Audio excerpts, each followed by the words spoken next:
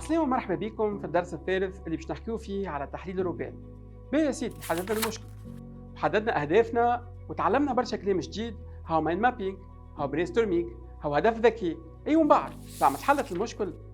كما قلنا المشكل هي نقطة البداية اللي اتفقوا عليها مجموعة من نفس المنطقة، والهدف هو نقطة الوصول، يعني عندنا طريق باش نمشيو فيه، أما مش بالضرورة يكون مفروش بالورد.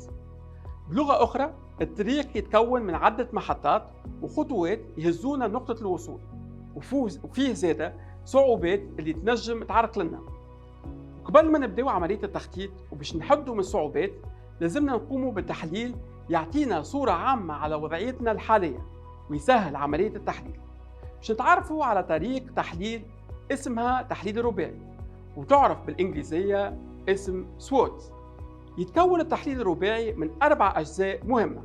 نبدأ بحرف الإس، نقطة القوة، حرف الدبليو نقطة الضعف، حرف الأو الفرص، حرف التي المخاطر.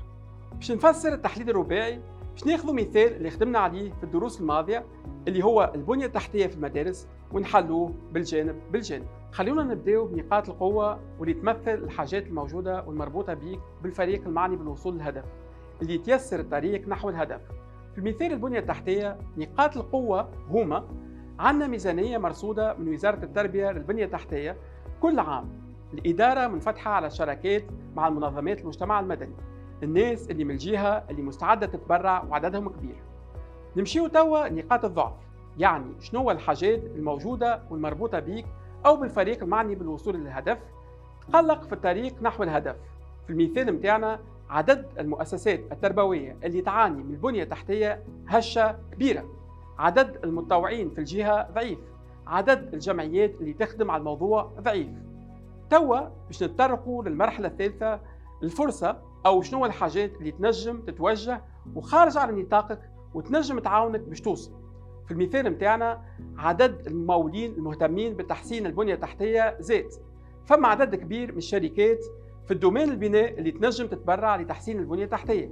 وأخيراً باش نحكيو على المخاطر أو شنو الحاجات اللي تنجم توجد وخارجة على نطاقك وتنجم تهدد وتعطل الوصول للهدف. يعني مثلاً جائحة الكورونا، تم إغلاق المدرسة بسبب الجائحة، ورغم العمل على تحسين البنية التحتية لكن ما تمش العمل في المدرسة، وكانت فما أولويات أخرى مثل عدم الوصول للإنترنت للجهة. كان لاحظتوا في التحليل هذا عندنا حاجات مربوطة بينا داخلية كيما نقاط القوة ونقاط الضعف اللي نجموا نبدلوا فيهم وعندنا السلطة عليهم، وحاجات خارجة عن نطاقنا المربوطة بالبيئة والمحيط متاعنا كيما الفرص والمخاطر.